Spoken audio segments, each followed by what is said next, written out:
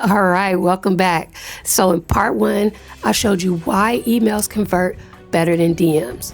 Part two, I showed you the AI prompt to help you write all of your email campaigns in under 10 minutes. Now, this video is super exciting because I'm going to show you in GoHighLevel how to automate these emails so they're running on your behalf 24/7 while you're sleeping, while you're training, while you're doing all the other things that trainers do. So no more manually sending emails out. No more remembering to follow up with people. No more living in your inbox 24/7. By the end of this video, you're gonna learn how to build a workflow from scratch that sends the right email at the right time, that can detect when somebody replies to that email, adjust the email sequence based on their behavior, and books calls for you auto-magically. Yes, I said it, auto-magically. So grab your cups, grab your popcorn, and let's follow along. All right, so as you can see, I am inside the GoHighLevel platform. For those of you guys who don't know, GoHighLevel is a complete platform in one where it has everything that you need in order to thrive as a fitness business owner. It has calendars for you to book on. It has funnels and landing pages. It has websites. It has workflows. It has CRMs. It has courses. It has memberships and communities. Basically, everything that you need to run your business effectively is in one place, and that is GoHighLevel. Okay, so I'm going to teach you how to build your first workflow so it runs on autopilot while you sleep. Okay, so as you can see, we are in the Launchpad on the GoHighLevel platform. Real quick, I forgot to mention this. If you want to follow along and do this with me, you can get HighLevel for free today. It is a 14-day free trial, so you can try this out for yourself. You can actually follow along with me. Just click the link in the description below. I have an affiliate link for GoHighLevel. It's not going to cost you an additional penny to what you're already paying for GoHighLevel, but it gives me a little bit of a kickback just for being one of my subscribers and one of my viewers. So without further ado, let's get into the email campaign. So on the left-hand side of the screen in GoHighLevel, you see your menu screen here.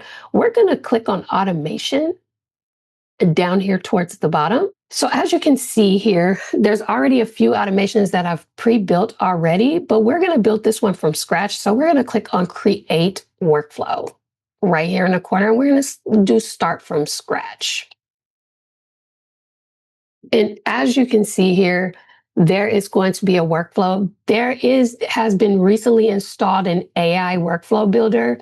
I suggest you not use that in this example because a lot of people don't really know how workflows work, and B, this is still under beta. It's not fully conformed yet, and it does hallucinate and mess up a little bit. So if you're not really thorough and good in building workflows, I suggest you not use this AI builder for now until you understand the logistics of a workflow. So I'm going to just give you a quick tutorial of how to understand the logistics of a workflow. So let me just give you a quick rundown in the logistics of a workflow. A workflow operates in two things. It operates with a trigger. So something needs to actually trigger the workflow in order for it to activate. And then you have action steps. Okay. So you always start the workflow off with a trigger. So in this particular example, we're going to be automating the welcome email campaign. Remember, in the last video, your AI prompt had you build 3 different campaigns. In this video, we're going to create a workflow for the welcome email campaign. So first things first, we're going to rename this workflow. We're just going to put welcome email campaign. All right. And then once we name the workflow, we're going to trigger this workflow. Okay. Forget to hit that save button. We're going to trigger this workflow. And the trigger for this workflow is going to be a form submitted. So we put an offer out there in our content to join our free newsletter. Okay. We're going to click form submitted at the very top. And then we're going to click add filters.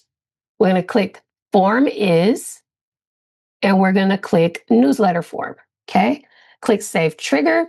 And then that is your first trigger. Congratulations, you already started to build your new automation. So now that we created our first trigger, now we're going to create the action steps after the trigger. Okay.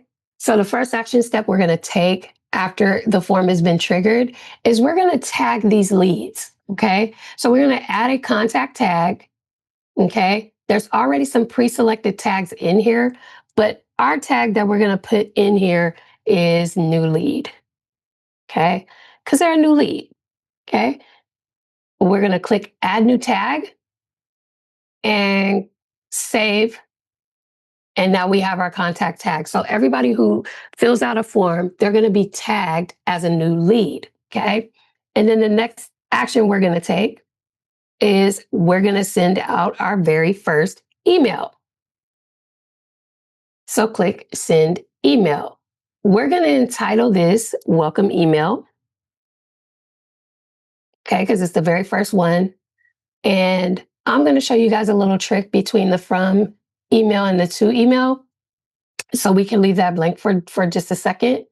And under here, we have the email options. We have the subject line, we have the preview text, and then we have the actual body of the email here in our builder. So what we're going to do is remember that prompt, remember what Claude wrote us. That's what we're going to copy and paste in here. Okay. So if we go to our email campaigns here in Claude, we're going to go to the welcome email campaign, which is all the way up here at the top. And we're going to go just line email by email. So we're going to start on this welcome email day one. Okay. So here is the body of the email. We're just going to copy that.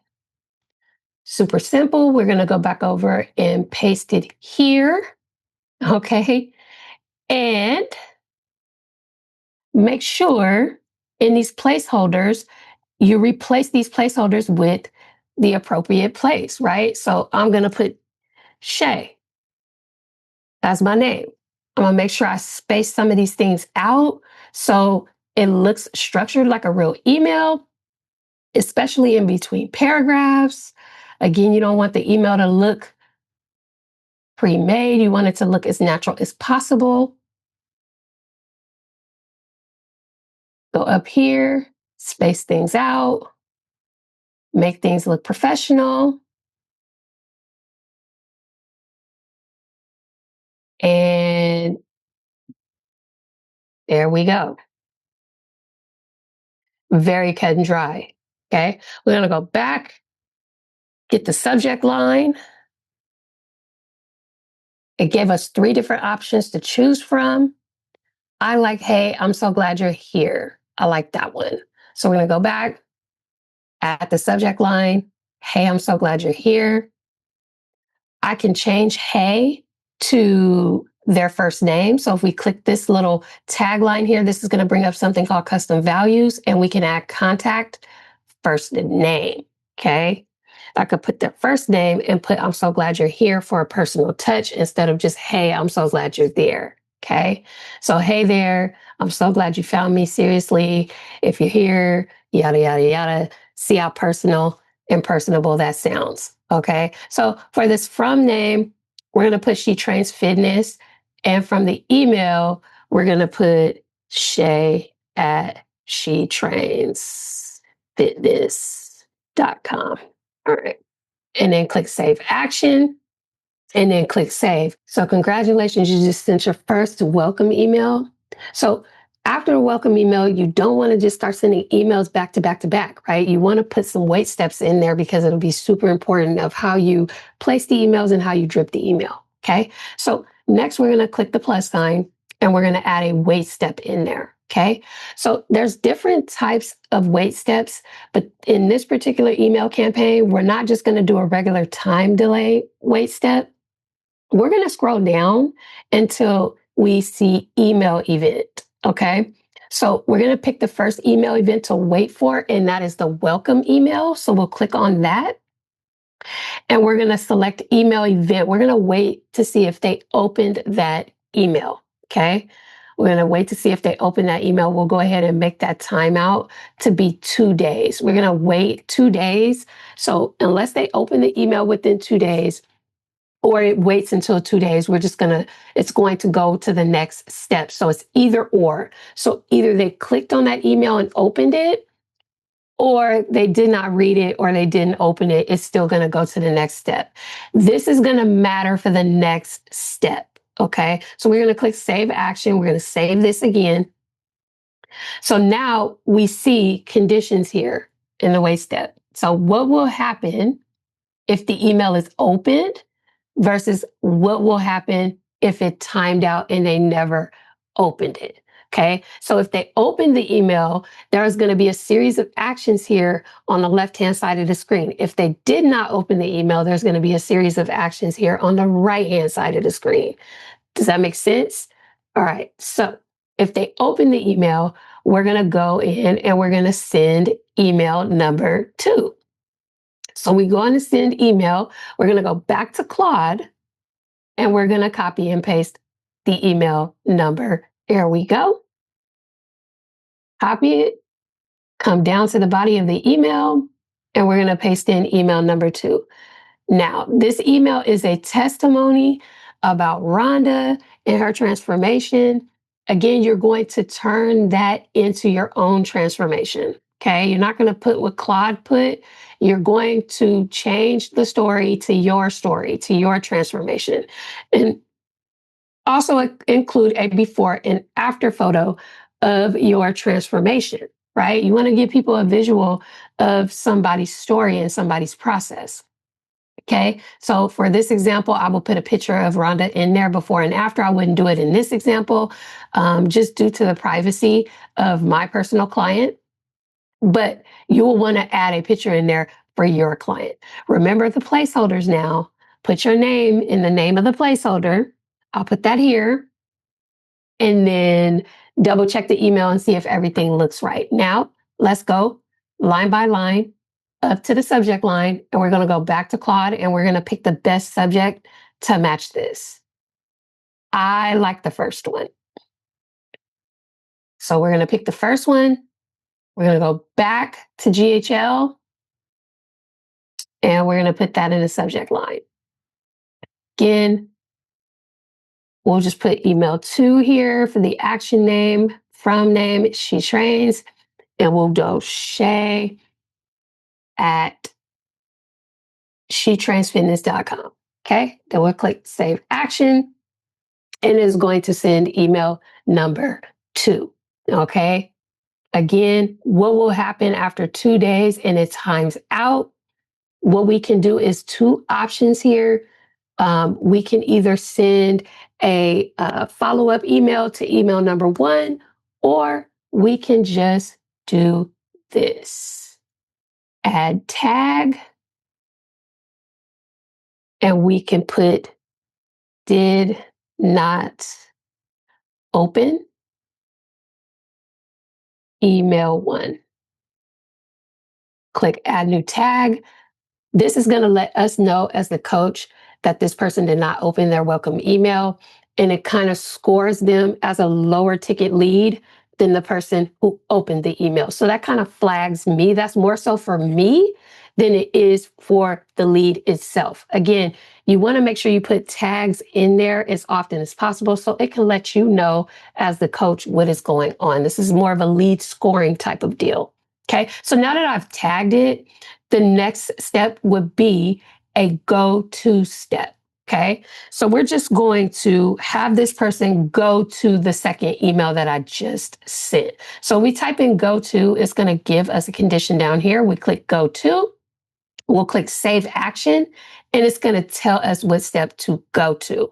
Okay, if I click on this right here as the step to go to, that's where it's going to go to. It's going to go right back to step 2. The only thing that I put here is a contact tag, just letting me know that the person did not open the email.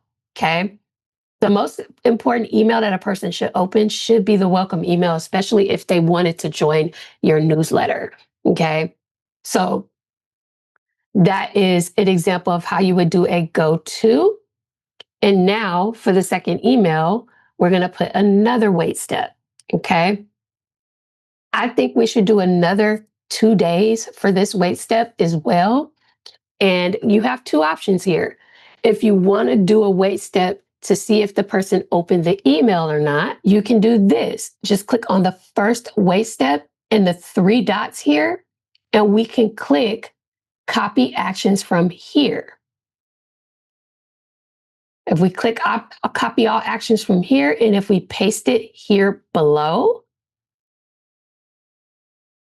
we now have a second copy. And the only thing that we're changing in this copy is the email number 2 to email number 3.